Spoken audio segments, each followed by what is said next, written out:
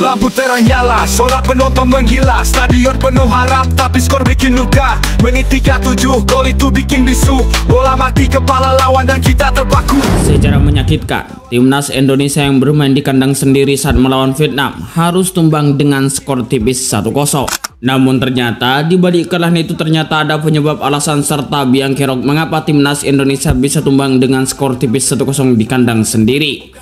Apa saja penyebabnya dan apa saja alasannya serta siapa biang keroknya, mari kita bahas.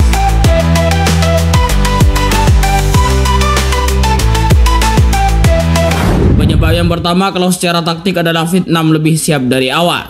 Ya, pada pertandingan itu sejak peluit pertama dibunyikan Vietnam langsung press tinggi, tahu nggak? Mereka tahu kelemahan timnas Indonesia ada di transisi, dari bertahan ke menyerang yang cenderung terlambat. Lihat saja, beberapa kali timnas Indonesia kehilangan bola di tengah, bahkan di area sendiri.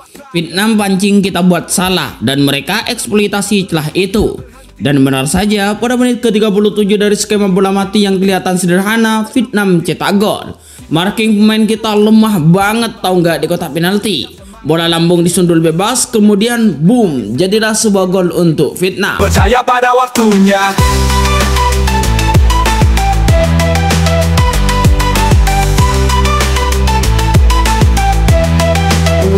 Penyebab yang kedua adalah Indonesia kalah dalam kreativitas dan kontrol tempo.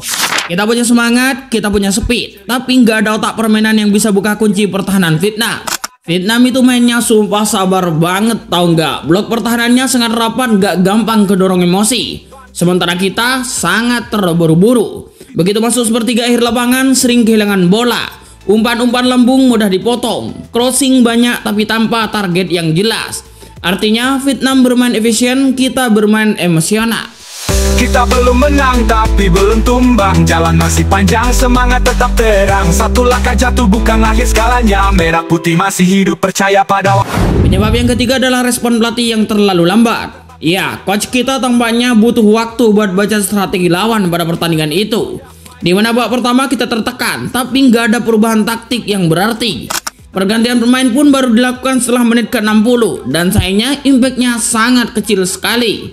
Sedangkan Vietnam, mereka adaptif. Begitu unggul 1-0, mereka nggak cuman parkir bus, tapi juga jago mengatur ritme. Kadang slow down, kadang counter, kadang pressing. Pola mereka fleksibel banget, tahu nggak? Kita berhenti, taktik bisa diulang, semangat gak bisa dicuri. Merah putih gak pernah mati. Kita belum menang tapi belum tumbang, jalan masih panjang. Penyebab yang selanjutnya adalah tekanan mental dan beban bermain di kandang sendiri. Ya, jangan salah, main di depan puluhan ribu supporter itu nggak selalu jadi keuntungan. Buat main muda, tekanan itu bisa jadi bumerang, tahu nggak? Dimana beberapa pemain Indonesia sumpah kelihatan sangat gugup saat bermain. Passingnya gampang salah, komunikasi antar lini kurang jelas, dan seringkali kehilangan bola dalam situasi nggak perlu, tahu nggak? Sedangkan kalau kita melihat Vietnam, ya Vietnam datang sebagai tamu, tapi mainnya kayak udah terbiasa main di final, tahu nggak? Dewasa, tenang, dan fokus. Mereka main untuk menang, bukan cuman untuk pamer skill, tahu nggak? Itu bukan akhir segalanya, merah putih masih hidup, percaya pada waktunya. Dan itulah penyebab-penyebab mengapa Indonesia bisa kalah dengan skor tipis 1-0 di kandang sendiri.